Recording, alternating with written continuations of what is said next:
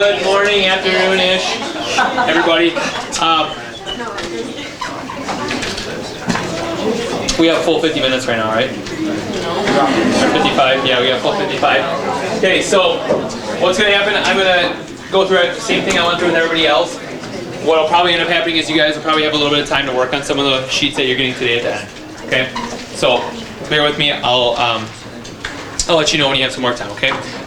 Some of the upcoming assignments. We're starting a unit on chemical equations.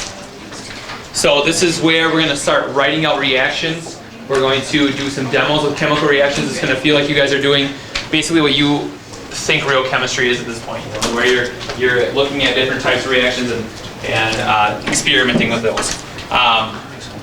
Today we're going to talk about balancing equations, and we're going to talk about just how we write out chemical equations the appropriate way. You'll get two different worksheets today. One is going to be due on Friday. One is going to be due next Monday. Friday and Monday we're going to be doing some chemical reactions demos. So we'll do some of those as a class, and I believe that you'll do some of those on your own. Those will be due next week, Wednesday. We're going to get started right away. When we talk about chemical equations, we need to start out by talking about something called diatomic molecules. And basically what diatomics are is it's a molecule that's made up of two of the same atoms.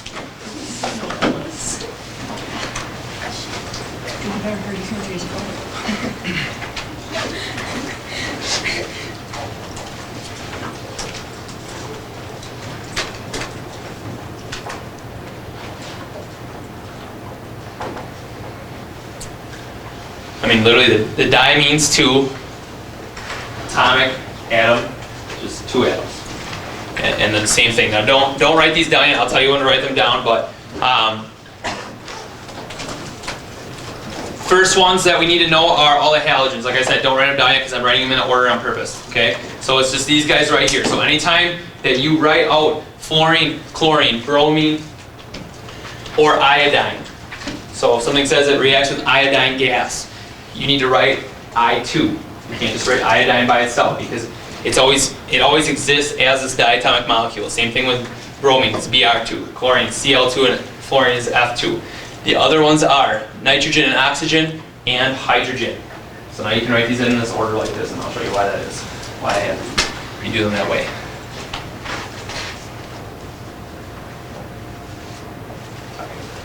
So this would be anytime you see hydrogen gas or oxygen gas, nitrogen gas, you write out N2, O2, H2.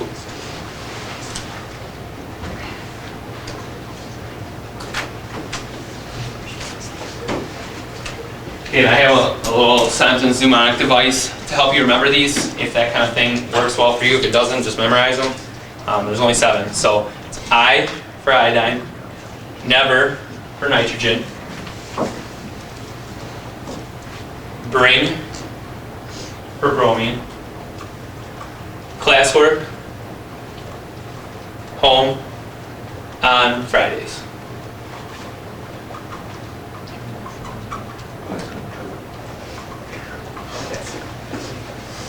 Right.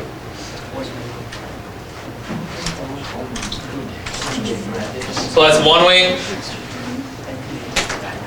You have another way. It's kind of silly, but it works, and this is how everybody, or at least everybody from my class, I think remembered it last year just like this. But you look, it's H, and then nitrogen, oxygen, and then the halogens. So another way to remember it is tech, no, halogens. I don't know what it means, but it works. So it's quick and easy. So it's hydrogen, nitrogen, oxygen, and then you have the halogens.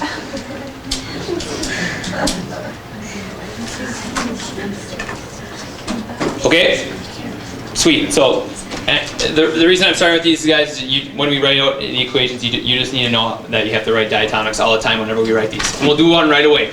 So we're going to write a word equation, a formula equation, and the molecular equation. Basically, for the most part, when you guys write these, you're going to be writing out this part right here, this formula equation aspect. So for this first one, for the first example, we're just going to do hydrogen plus oxygen reacts to form yields. These are all different words that you're going to hear, and it forms water when they react together.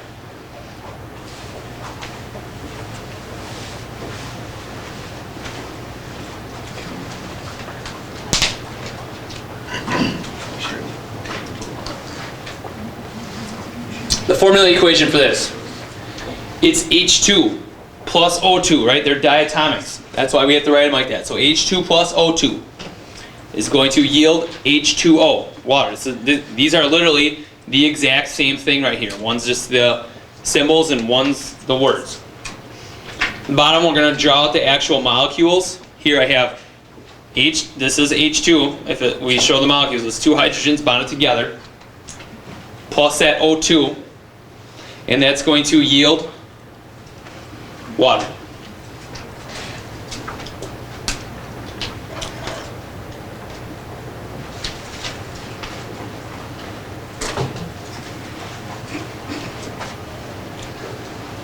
When you look at this, look at this oxygen. This oxygen's not bonded to anything right now, is it? If this were literally all the atoms that we had here, the molecules that we had, this reaction would not take place because this oxygen's not going to be stable. The reason that things react is because they're becoming more stable. Okay, so this wouldn't be stable like this, correct? So this would not occur. So we need to have something else for this reaction to take place. And what we need is another H2. We need two more hydrogens, right? Because now those two hydrogens can form a bond with that other oxygen and make two waters.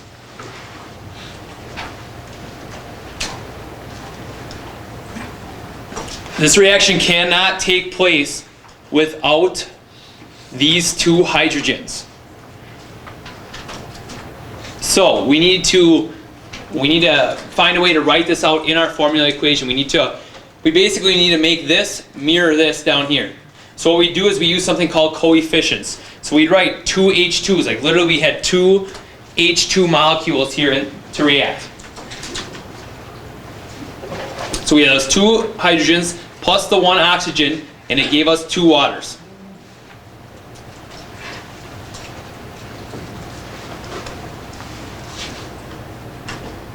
And that's literally called, that's called balancing a chemical equation. So what I mean by that is that whatever amount of atoms that we start with, or molecules, whatever we start with over here, it has to be present on this side. It's the conservation of mass, right, and matter. We can't, those oxygens or whatever it is on the left side, they just can't just go into oblivion. They have to react, they have to be somewhere on the right side of our equation. So the right side of our equation over here needs to match our left side over here. So I'm going to show you that right now with balancing equation examples.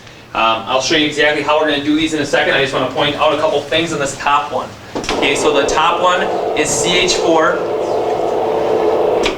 plus O2, and it's producing CO2 and water. This is a combustion reaction, you guys. This is what happens when anything burns. So we have, basically this is methane gas, natural gas.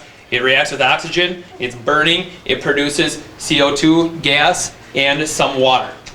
So if you look at this, it's not balanced out on both sides, right? Over here you have 4 hydrogens, and you have 2 hydrogens over here. So what we're going to need is, we're going to need a 2 by that H2O. So now we'd have 4 hydrogens on the right, along with 4 hydrogens on the left. So they're balancing each other out. The reaction does not take place if they're not balanced. Now, the oxygens aren't balanced either, right? I got 2 oxygens over here, and I have 1, 2, 3, 4 on the right side. So what I can also do is put a 2 by this O2 here. And now both sides would be balanced out.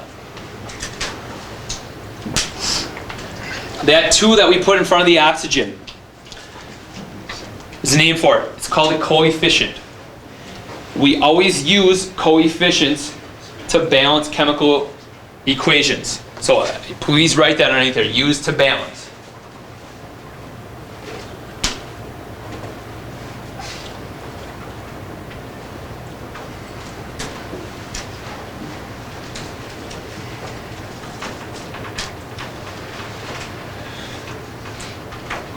That is opposed to this 2 here. This 2 by the oxygen, and we know what that's called. It's called a subscript, right?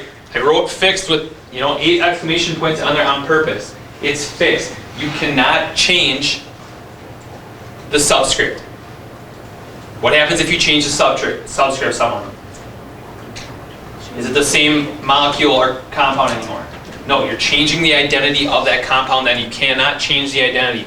And it's a completely different reaction and a completely different compound. So those have to stay the same. All right, so I'm going to show you how you are going to balance these on this first balancing equations worksheet that you're going to get in a second. So we are going to do, we're going to balance this out together. So I don't remember, did I write that in there for you? It is, right? Yours is written in. Okay, I just need to write it out again. So I have Fe2, so that's iron sulfate, plus barium chloride. Notice I'm leaving space here in case I need to write out coefficients.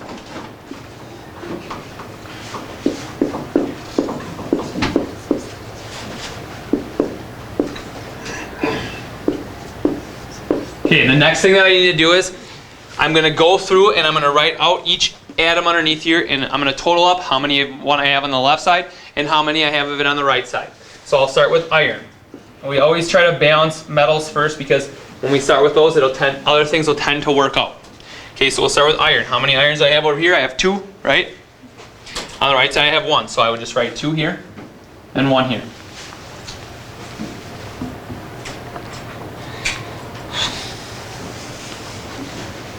Next I will do barium. I'm going to try to write my metals out first. Over here I have 1 barium. On the right side, sorry, I also have 1 barium.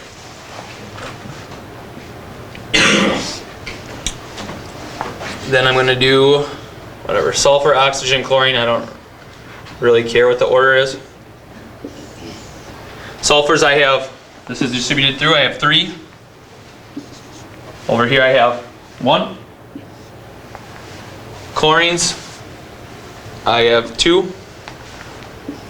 Over here I have 3. Oxygens, over here I have 12. And on the right side I have 4.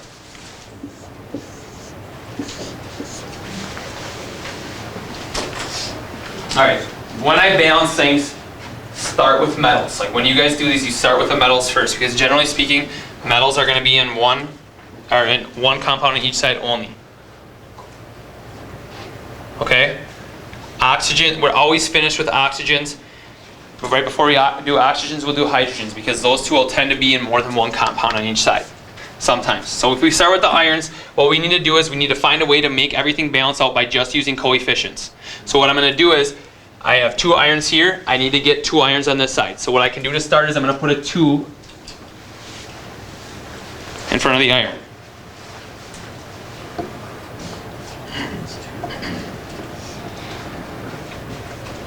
Okay, now I need to cross out what did that do to it. Now I have 2 irons, but I also have 6 chlorines, right? I changed chlorines as well. So I cross out the 3 and I'm going to write a 6 here. When you balance equations, stay with what's on your mind. Do what you just did again. Okay, so I just changed chlorines, so I'm going to stick with chlorines now. So what can I do to this to balance my chlorines? It needs a 3, right? So I put a 3 in front of the BaCl2. Now it changes chlorines to 6. But I also changed my bariums now too. So I'm going to cross out my 1 for barium. I'm going to write a 3 here.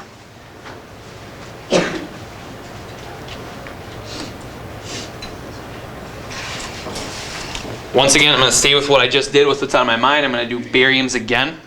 So in order to make bariums balance out over here, I'm going to write 3. So I changed the BAs to 3. Now, what is that going to do to sulfur and oxygen? I also changed sulfur to a 3. That matches up. And what is that going to do to my oxygens here? I distribute this through all these just like we did with parentheses. It's going to be 12. So is everything balanced out now? Yes. That's why I'm leaving my non-metals, especially oxygen, till the end. A lot of times it'll just balance itself out like that without even having to touch. I didn't have to touch sulfur or oxygen at all, did I? So you start with metals, work your way on, do non-metals, and then oxygen last. Okay? Always staying with what's on your mind. I'm going to pass out the sheet now. We're going to do another one of these, and then we're going to move on to some other stuff. Okay?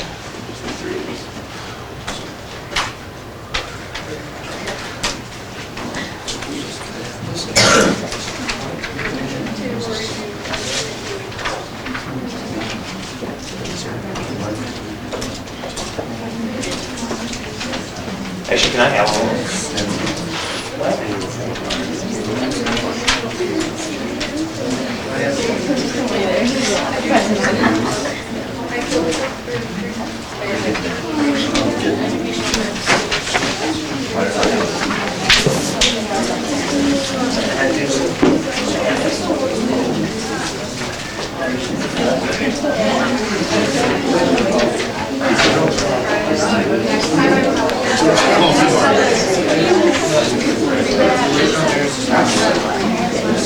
I hear your compliment.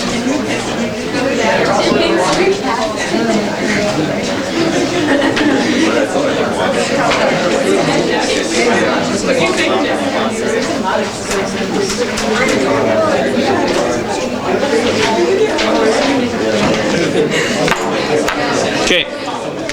All right. We're going to do number 5 on there together.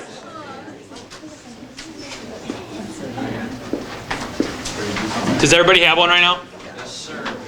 Fantastic.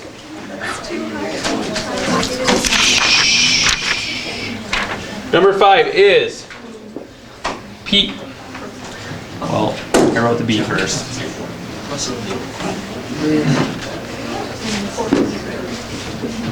Number 5 is PB NO3. Ladies. Shh. Fellas. Thank you. Alright, PbNO32 plus NaCl. And it gives us PbCl2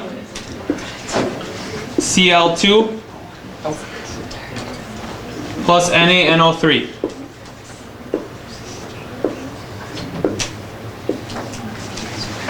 Alright, so when we do this one, if you look up here, there's only nitrogens and oxygens in one place, right? So when we write out the atoms, we're going to write out NO3 like it's one atom. We're going to write out the polyatomic ion like it's just one thing. So we don't have to try balancing the nitrogens and the oxygens separately. They're tied together anyways. Does that make sense? So the first thing we're going to do is write out our PBs. And then sodium, chlorine, and when we write NO3, we're going to write it all together. Just like this.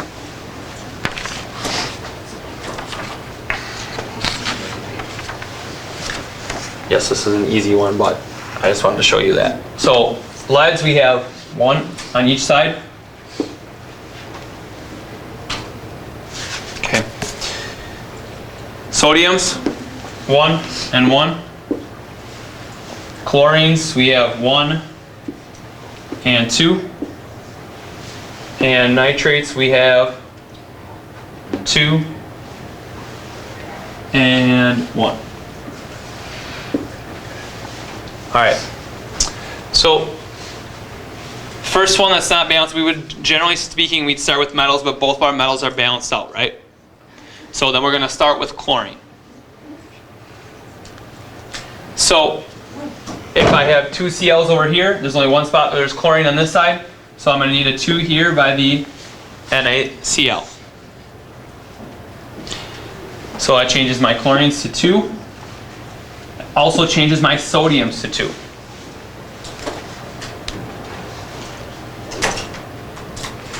Now, I'm going to stay with what I just did with what's on my mind. So I'm at sodiums. I need 2 sodiums on that side. So I'm going to write 2 in front of sodium nitrate.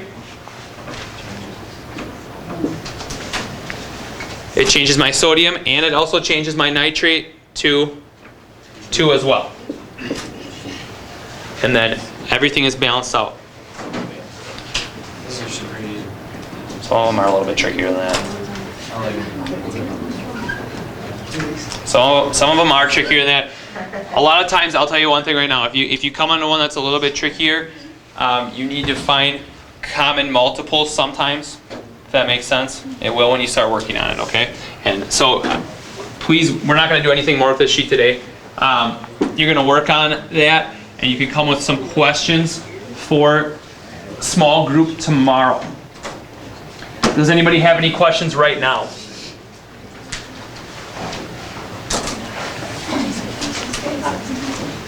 No? Okay. Beautiful. We are going to start writing out chemical equations now too.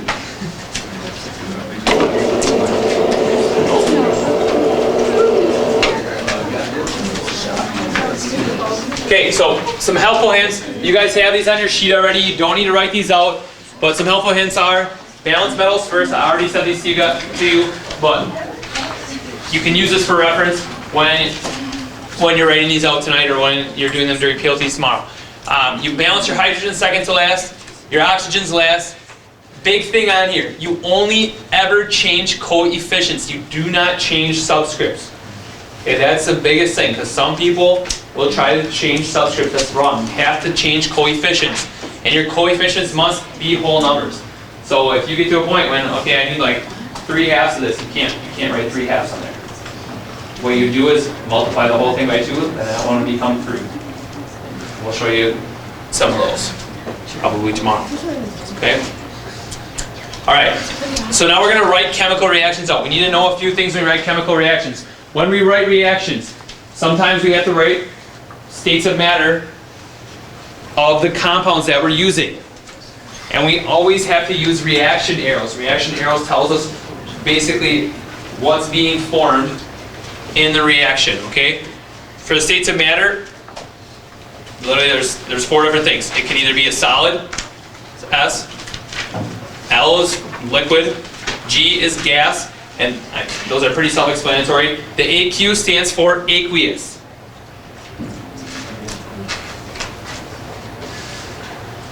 What aqueous means, it means that it's dissolved in water.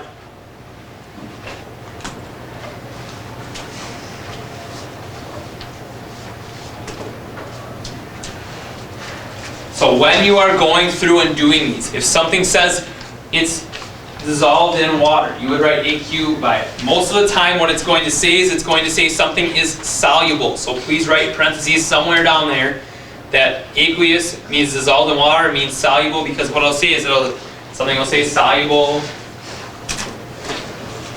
silver nitrate.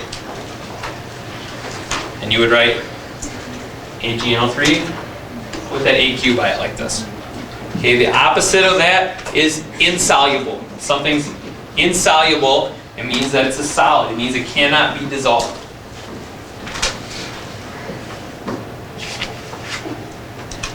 So you write that out by the solid, please.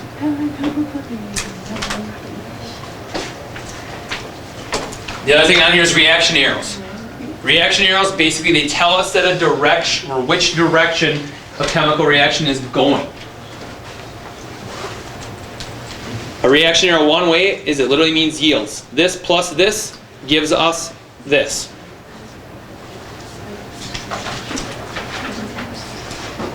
Yields means forms, yields means reacts to forms. Any of those things might be said in a chemical reaction in a word problem that you would get.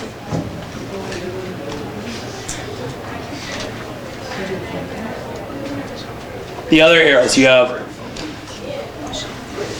one arrow pointing one way, one arrow pointing the other way. This literally means that the reaction can go both ways.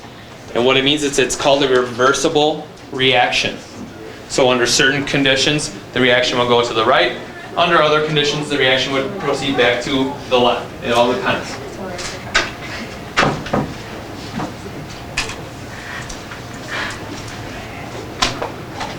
Okay, bottom on the right of the sheet, you have a few other reaction arrows there. Got to show you a few other things with us. Then we are going to write out some chemical reactions together. Reaction arrows can be used to show basically conditions of a reaction. So Sometimes in order for a reaction to take place, it needs something added to it. It needs to have heat, it needs to have light, it needs to have a catalyst, it needs to take place under a certain pressure, temperature, all these different things. Now we have some ways to write that out. What we're going to do is the first one, if we need to have a temperature reaction, so if I told you that the reaction has to occur at 100 degrees Celsius, well in this case it's 25 degrees Celsius, but what you would do is you would write 25 degrees Celsius right on the top of the reaction arrow like that. It's letting somebody know when they look at that equation what the temperature literally was of the reaction. We can do the same thing for the pressure reaction. So if you see something in atmospheres or pascals or whatever it is, in some form of pressure would mean that that's literally the pressure that a reaction takes place. For example, here's just 1 atmosphere, standard pressure. Sometimes we have to add heat. So you know, we heat it up over a Bunsen burner or whatever. If there's heat added, you literally you can write heat on top of the arrow. And there's another thing that you could also do. You could write this delta triangle. Basically, it means heat or light has been added.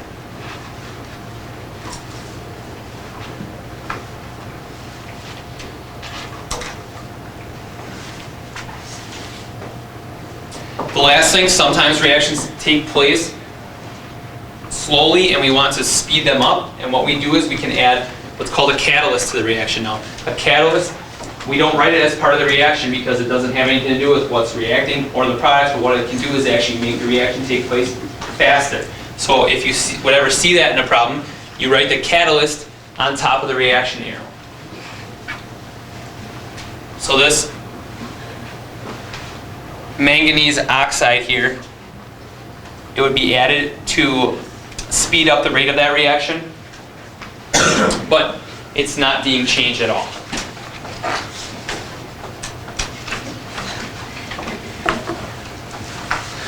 Okay, I have another sheet now. This one's due on Monday. The easiest way to do these is to just show you guys how to do them. So I'm going to do 4 of them that are on the sheet, rather than do other examples.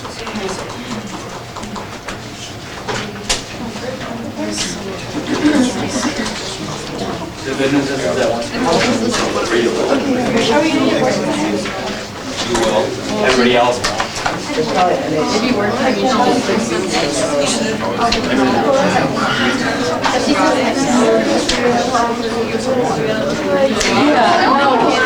We did last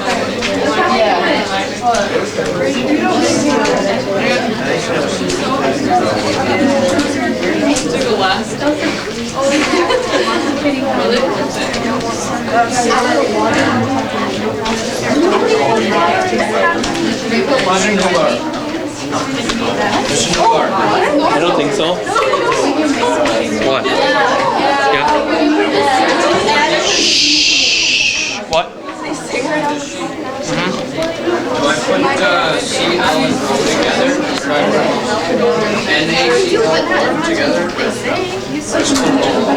I would do them. You only do it. You only put them together when it's on both sides like that. So if you look here.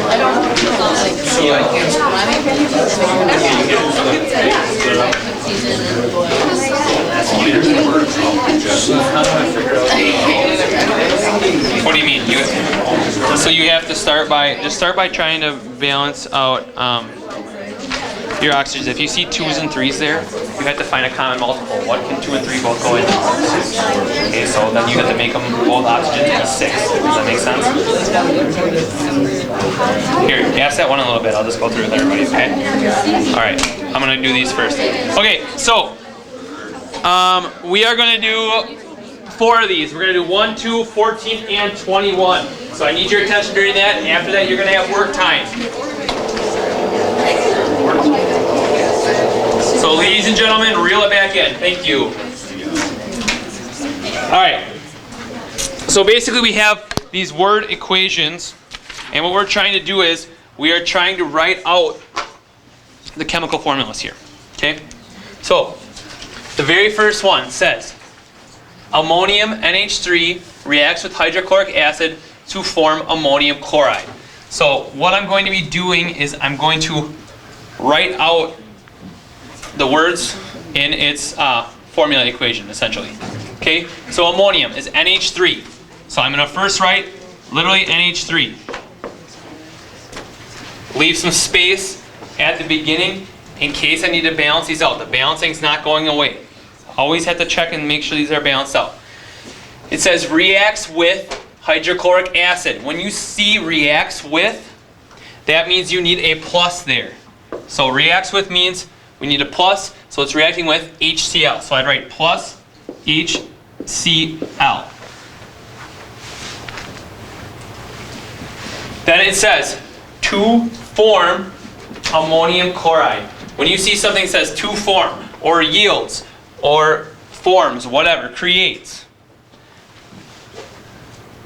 you're going to write an arrow. That means that that's the reaction that's taking place. So you see to form ammonium chloride. So ammonium chloride is what's being made from these two things.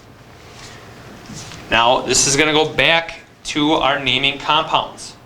So I need to remember, okay, what is ammonium chloride? First of all, ammonium is NH4. Chlorine is Cl.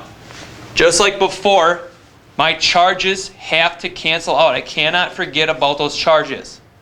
So I remember ammonium is plus, Cl is just minus. So that's good just like that, right? But that matters. I need to check these every time still. Okay? So it's just NH4Cl like that. Now I check to see, is that balanced out? Now you can write them all out if you need to, or you can just add them up. Okay, there's a nitrogen here, nitrogen here. That's just one, right? So that's good. Hydrogens, I have 3, 4 here, 4 over there. Okay, you can't forget to add up, right? This counts. It's anything on the left side to anything on the right side. So there's 4 hydrogens over here, 4 hydrogens over here, so that's good. What about chlorine? There's 1 chlorine here, 1 chlorine there. So is it good to go? Perfect. So that's good. We don't need to balance, but every time you do need to check to make sure that you don't need to balance like that. Okay? All right, number 2. Oh, it's right underneath. Number 2 says, when heated, calcium carbonate decomposes to form calcium oxide and carbon dioxide. So the first thing that I'm going to write out is that calcium carbonate. So that's CaCO3.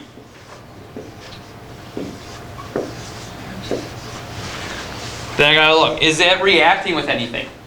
So I read that, it says decomposes to form. It didn't say reacts with anything, right? So there's nothing that it's reacting with here. It's decomposing to form. Every time you see to form, that to form literally means this arrow, like this. Okay, to form. What else does it say about that though? It says when heated, right? So that when heated means that I need to either write heat or that triangle, delta, on top of my reaction arrow.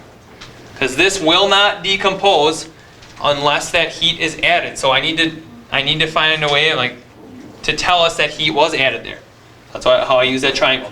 It says it's forming calcium oxide and carbon dioxide. So first one, calcium and oxygen.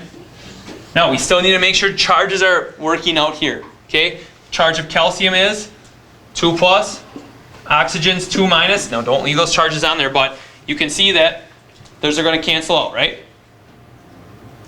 So it's just good like that, CaO. What if they don't cancel out? If they don't, well then you would just crisscross like you did before. I'll show you that one. One of the next ones we'll have to do that. Okay, I'll go through on that one. Okay, so you still need to figure out what those charges are. Plus carbon dioxide, so it's CO2.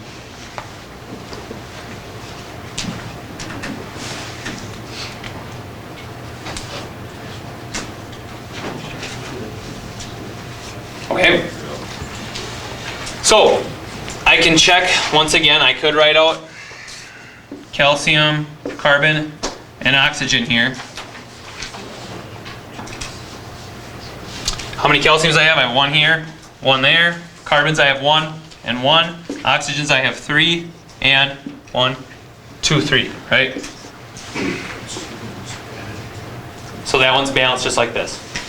Okay, we're going to move on. You're going to flip it over. We're going to do 14 and 21 on the back side.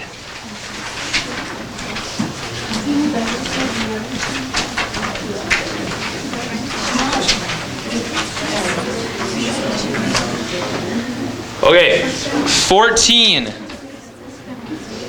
says bromine.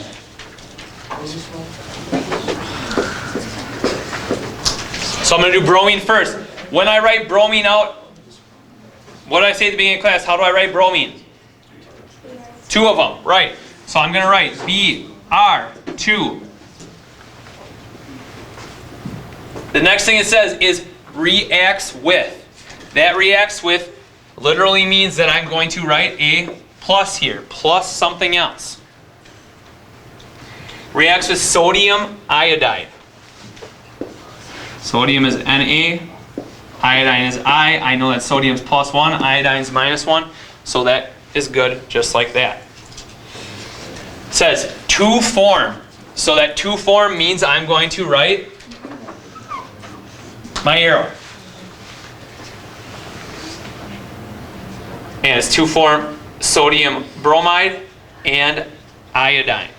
So I'm going to write sodium bromide, NaBr, plus iodine. Iodine is also diatomic, so I write I2. Yeah, only when it's by itself. That's not when it's part of a compound. Only when it's by itself. When it's with another compound, when it's with another atom, sorry, that other atom is giving it stability. Does that make sense? It's I2 for stability's sake. It can't exist by itself. Okay? Is that balanced? No. This one's, it's easy to balance. Guys, you don't have to write out the atoms underneath you. You don't need to every time. I would on the ones in the balancing equations sheet because it's the first time that you're doing it. But if I'm looking at this, the bromines and the iodines aren't, right? So I'm going to need a 2 here and a 2 here.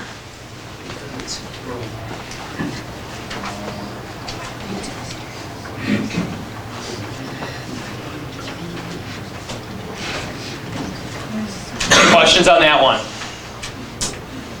All right, very last one that we're going to do together is 21. What we're doing in 21 is we're also including states of matter. Okay, so we're not just going to write out the equations. We got to include what state they are in. So we'll start with the very first part. Aqueous silver nitrate. Okay, so aqueous means that we're going to need to write an AQ by it. We also need to write out silver nitrate.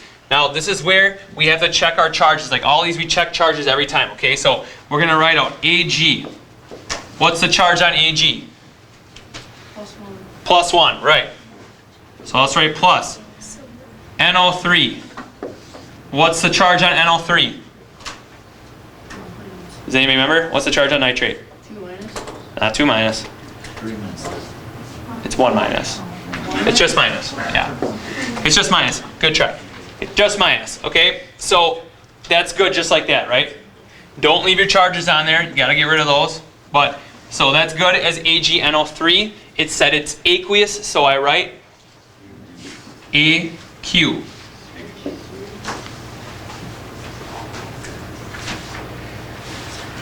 Next thing it says is reacts with.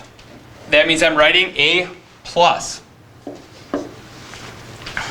And it's reacting with aqueous copper 2 chloride. So I write Cu. What's the charge of that Cu? 2. Tells you right there. Copper 2. So I write 2 plus up here. Chloride. What's the charge on chlorine? Where is chlorine?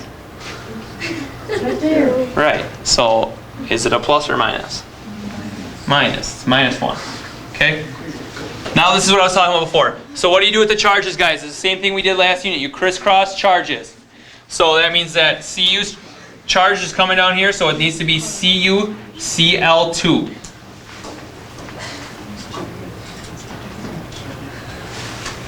And it also said that that was aqueous.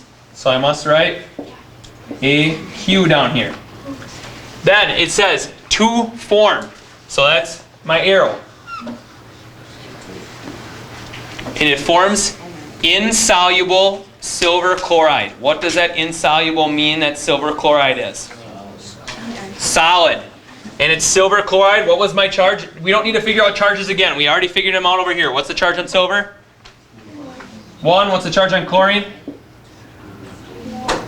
1. So it's just AgCl. If those charges match up, it's just AgCl. And it's insoluble, so I must write an S down here. It means it's a solid.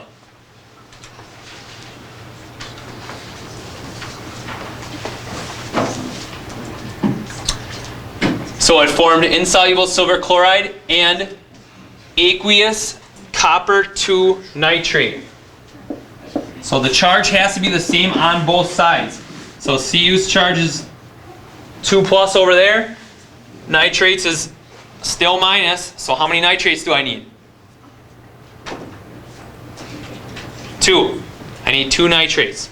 So I write CuNO3 2.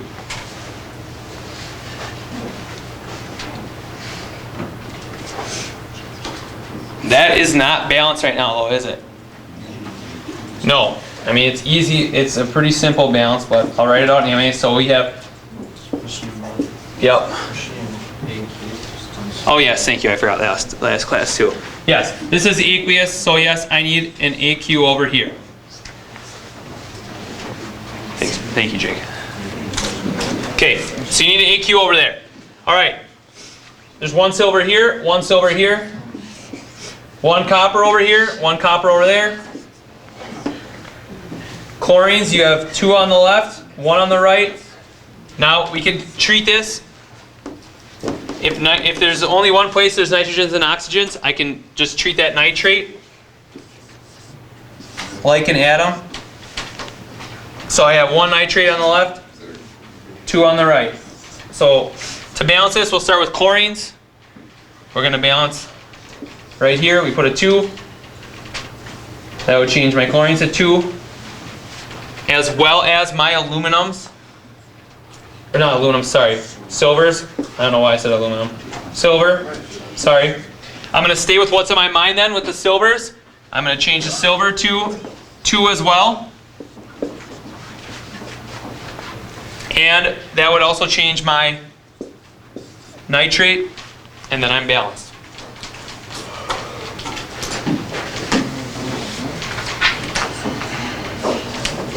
Does anybody have any questions? Okay, you have 10 minutes to work on this right now. Please work on some, because then I can answer questions too. And actually, Jake had one question that I can address right now. So you might want to hear this. Okay? Which one is that? What number is that again? 2. So number 2 on balancing equations. So you can take that balancing equation sheet out.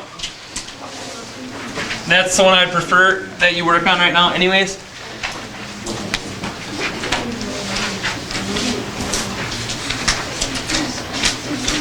Okay, so it's sodium, what is it, sodium chlorate, NaClO3, and that's decomposing to NaCl and O2.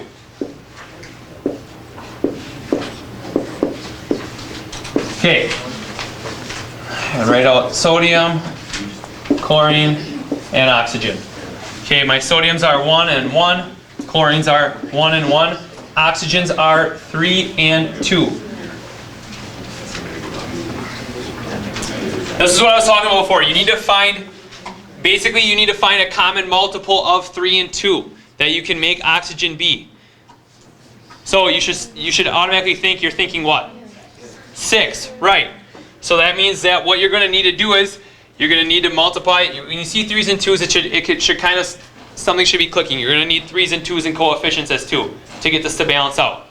That makes sense. So one of these you're going to have to switch to 3. One of them you're going to have to switch or put a 2 in front for the coefficient. So on this right side, you're going to need to put a 3 here by oxygen. It's going to change this oxygen to 6.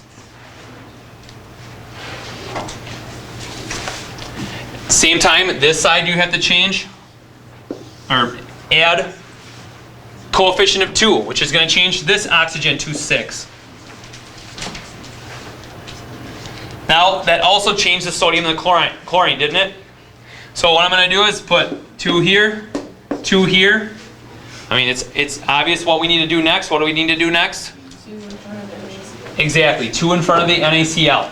And then it would be balanced out like that. So I could cross out my sodiums here, and that's 2. Chlorine's there, and that's 2. Yes? Can you do number 4? Or number 3, sorry. Yep.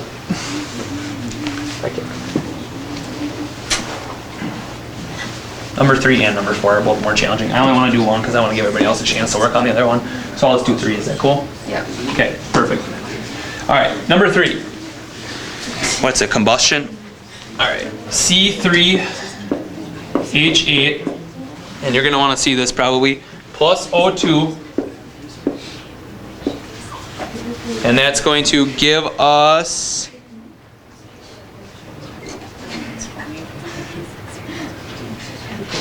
what do we get? CO2.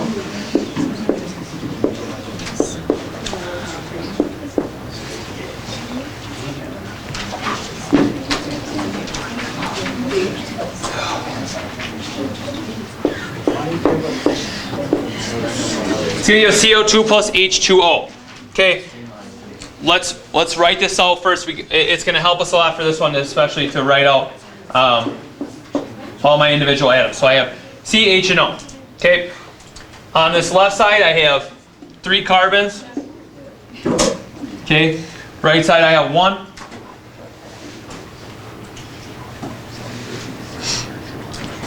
Over here I have 8 hydrogens. Over here I only have 2. I got 2 O's and 3 O's. Okay. In this case, I want to leave oxygens till the very end.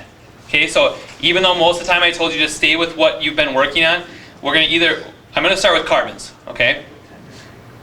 We're not going to do oxygens right after carbons. Okay, we're going to leave oxygens last. The reason we do oxygens last, what do you notice about oxygens? We can change oxygens without changing anything else, right?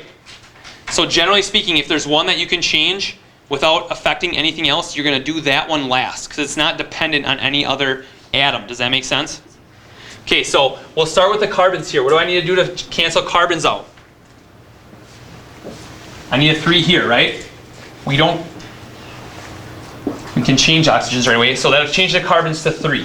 Okay?